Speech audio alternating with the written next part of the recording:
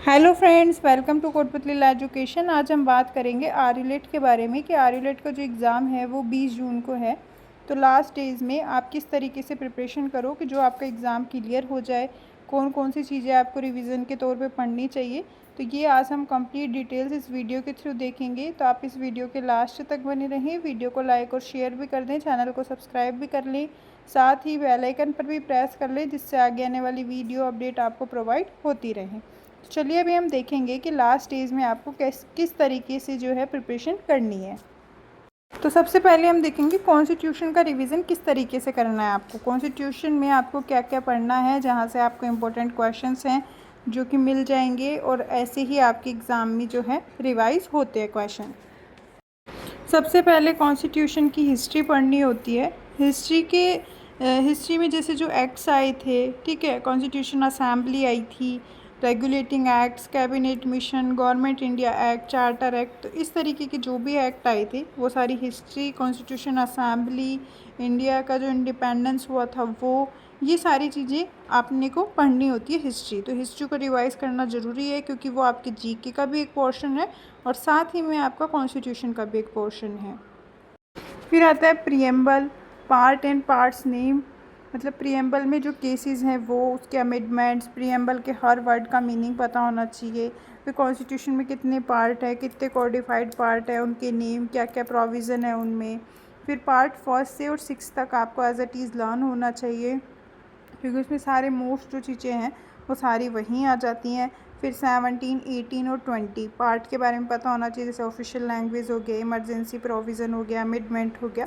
तो ये सारी चीज़ें क्या हैं कॉन्स्टिट्यूशन में इम्पोर्टेंट रखती हैं। फिर है आर्टिकल नेम्स, ठीक है, ऑल अमेंडमेंट की जितने भी अमेंडमेंट्स हुए हैं कॉन्स्टिट्यूशन में वो सारे इम्पोर्टेंट लैंडमार्क जजमेंट, जैसे केशवानंद भारती हो गया, इंद्र बेरुबारी हो गया, इंदिरा साहनी का केस हो गया, ठीक है।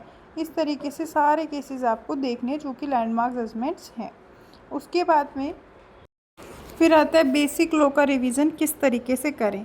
बेसिक लॉ में बहुत सारे स्टूडेंट्स को ये भी समझ में नहीं आता कि कौन कौन से लॉ होते हैं, तो ये हमने एक क्लास भी बनाई थी कि कौन कौन से लॉ इम्पोर्टेंट हैं, तो आप उसको भी देख के प्रिपरेशन कर सकते हो। साथ में रिवीजन कैसे करना है वो भी देखते हैं हम।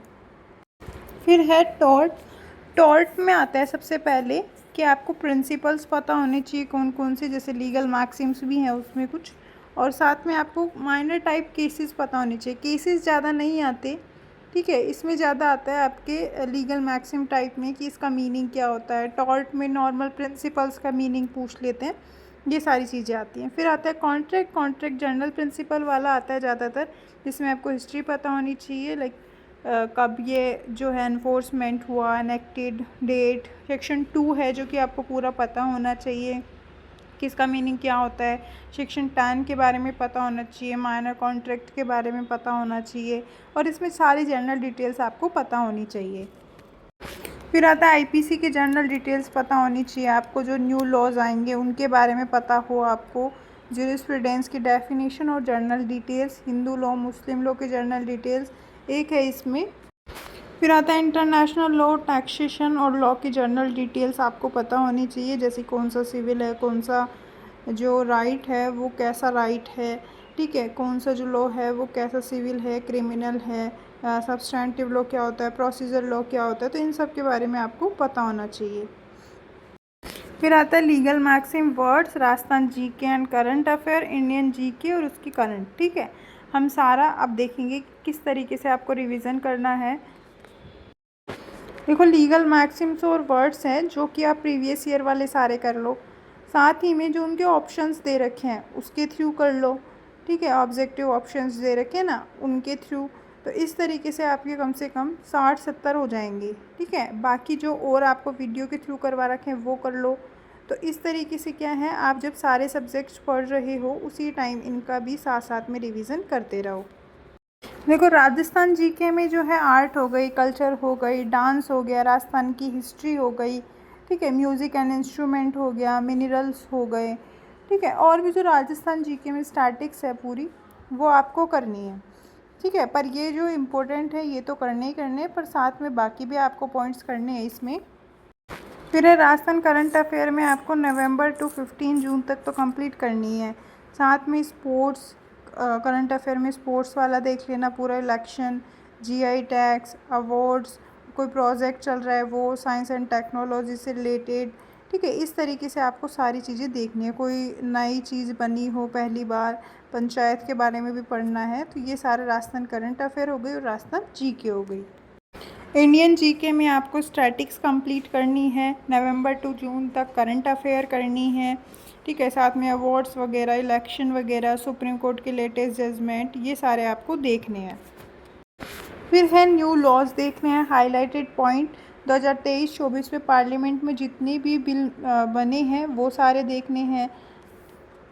इंग्लिश ग्रामर में जो है एंटोनिम्स सिनोनिम्स, जो कि प्रीवियस ईयर वाले सारे करने हैं आपको, आर यू लेट के, यू लेट के भी कर लेना, साथ में जो ऑप्शंस आते हैं उनके भी कर लेना। मॉडल्स करना है, एक्टिव पैसिव, जितने भी उसमें टॉपिक्स हैं ना इंग्लिश ग्रामर में, उस सभी के आपको सबसे पहले फॉर्मूला लर्न करना है और उसके बाद में उसके जो है एग्जाम्पल करने हैं। रीडिंग कम्प्रीहेंशन करना है, क्योंकि ये भी बहुत हार्ड आता है, इसमें 10 क्वेश्चंस रहते हैं। फिर आता है क्वांटिटेटिव एप्टीट्यूड और लॉजिकल रीजनिंग। इसमें 10th की स्टैंडर्ड की जो मैथ है वो रिवाइज करनी है। रीजनिंग में ज़्यादा कोडिंग, रिकॉर्डिंग और ब्लड रिलेशन आता है, तो इसमें आप जो जितने भी क्वेश्चंस हैं प्रीवियस ईयर के वो सारे प्रैक्टिस कर लो। साथ ही में अगर आपके कोई और एग्ज़ाम्स में भी जो है आ रखी है ये लॉजिकल रीजनिंग, तो आप उससे भी सॉल्व कर सकते हो, तो आपको काफ़ी हेल्प मिल जाएगी। टिप्स है कि आपको सबसे पहले प्रीवियस ईयर के जितने भी क्वेश्चंस पेपर हैं वो दोबारा से सॉल्व करने हैं और जितने भी आपके सब्जेक्ट्स हैं उनको रिवाइज करने हैं। साथ ही में जितने भी पेपर्स हैं, ठीक है, जैसे मान लो आपका कॉन्स्टिट्यूशन हो गया, लॉजिकल रीजनिंग में हो गया, ठीक है, जैसे मैक्सिम्स हो गए, वर्ड्स हो गए, बेसिक लॉ हो गई, तो जैसे जो भी सब्जेक्ट्स है उसको 1 डे को 1 सब्जेक्ट, जैसे आप बेसिक लॉ कॉन्स्टिट्यूशन को 1 डे दे दो, इस तरीके से जैसे हर सब्जेक्ट्स पे 1 डे फोकस करो। साथ ही में जितने भी हो सके क्वेश्चन की प्रैक्टिस करो, कोई बुक है, पीडीएफ परचेज़ कर रखा है उसके बिहाफ पे।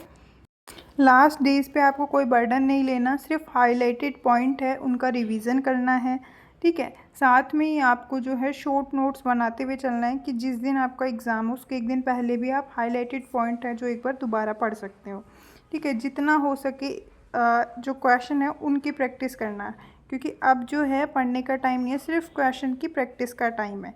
तो आगे भी ऐसी ही अपडेट्स के लिए आप हमारे चैनल के साथ बने रहिए।